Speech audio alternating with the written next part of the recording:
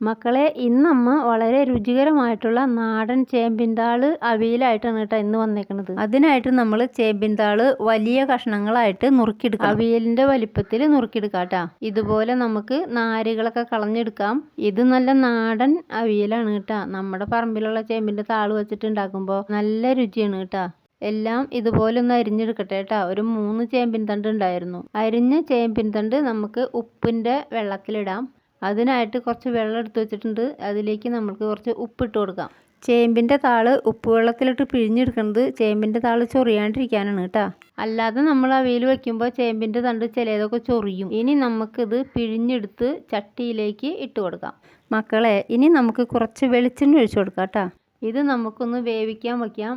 അത് കഴിഞ്ഞിട്ട് നമ്മൾക്ക് ഇതിൻ്റെ അരപ്പ് തയ്യാറാക്കാം. അരമുറി നാളികേരം ചെറിയതിലേക്ക് എരിവിന് ആവശ്യമായ 5 പച്ചമുളക്, 6 അല്ലി വെളുത്തുള്ളി, 1/2 സ്പൂൺ ജീരകം ചേർത്ത് ഒന്ന് ചതച്ചെടുക്കാം. ഇനി നമുക്ക് ചേമ്പിൻ താള് അടുപ്പത്ത് വയ്ക്കാം. അല്പം മഞ്ഞൾപ്പൊടി ചേർത്ത് കൊടുക്കാം. നേരത്തെ നമ്മൾ ഇതിലേക്ക് വെളിച്ചെണ്ണ ചേർത്ത് കൊടുത്തിട്ടുണ്ടായിരുന്നു. ഇനി നല്ലതുപോലെ ഇളക്കി കൊടുക്കാം. അടച്ചു വെച്ച് വേവിക്കാൻ വയ്ക്കാം. ഇനി ഇടയ്ക്കൊന്ന് തുറന്ന് നോക്കണം കേട്ടോ. ഒന്നുകൂടി ഒന്ന് ഇളക്കി കൊടുക്കാം. ഇനി ഇതിരുന്ന് വേവട്ടെ കേട്ടോ. ചേമ്പിൻ താള് പെട്ടെന്ന് തന്നെ വെന്ത് വരുമ്പോൾ നെല്ലിക്ക വലിപ്പത്തിലുള്ള പുളി പിഴിഞ്ഞ് ചേർത്ത് കൊടുക്കാം. പുളി പിഴിഞ്ഞത് ചേർത്ത് കഴിഞ്ഞാൽ നമുക്ക് നല്ലതുപോലെ ഒന്ന് ഇളക്കി കൊടുക്കാം. ഈ ചേമ്പിൻ താളിലേക്ക് പുളിയൊക്കെ ഒന്ന് പിടിക്കട്ടെ. കുറച്ച് സമയം ഒന്ന് തിളക്കട്ടെ. ഇനി നമുക്ക് ഉപ്പുണ്ടോ എന്ന് നോക്കാം. ഇതുപോലെയുള്ള നാടൻ വിഭവങ്ങൾ ഇഷ്ടമായാൽ ലൈക്ക് ചെയ്യാൻ മറക്കരുത് കേട്ടോ മക്കളെ.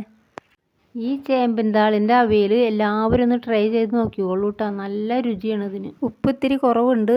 നമുക്ക് അല്പം ഉപ്പും കൂടി ചേർത്ത് കൊടുക്കാം കേട്ടോ. ഉപ്പ് ചേർത്തിട്ടുണ്ട്. ഇനി നമുക്ക് ചതച്ച് വെച്ച നാളികേരം ചേർത്ത് കൊടുക്കാം. അമ്മ ഈ താളിൽ പുളി ഒഴിച്ചിട്ടുണ്ടായിരുന്നില്ല. പുളിക്ക് പകരം തൈരായാലും ചേർത്ത് കൊടുക്കാം കേട്ടോ. പുളി തന്നെ ചേർക്കണമെന്ന് നിർബന്ധമൊന്നും ഇല്ല കേട്ടോ. തൈര് ചേർക്കണവർക്ക് തൈരും ചേർക്കാം.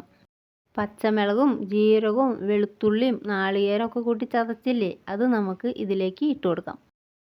പച്ചമുളകിൻ്റെയും ജീരകത്തിൻ്റെയും വെളുത്തുള്ളിയുടെയും മണമൊക്കെ താളിലൊന്ന് പിടിക്കുന്നത് വരെ നമുക്കൊന്ന് ഇളക്കി കൊടുക്കാം കേട്ടോ. നല്ലതുപോലെ ഇളക്കി കൊടുത്തിട്ടുണ്ട്. ഇനി നമുക്കിതിലേക്ക് അല്പം കറിവേപ്പില ചേർത്ത് കൊടുക്കാം. നാളികേരം ചതയ്ക്കുമ്പോൾ കറിവേപ്പില ചേർക്കണമെങ്കിൽ അങ്ങനെയും ചെയ്യാം കേട്ടോ. നല്ലതുപോലെ ഇളക്കി കൊടുത്തതിന് ശേഷം കുറച്ച് പച്ച വെളിച്ചെണ്ണയും കൂടി ചേർത്ത് കൊടുക്കാം കേട്ടോ. അമ്മ ഇവിടെ 1 സ്പൂണോളം പച്ച വെളിച്ചെണ്ണ ഒഴിക്കുന്നുണ്ട് കേട്ടോ.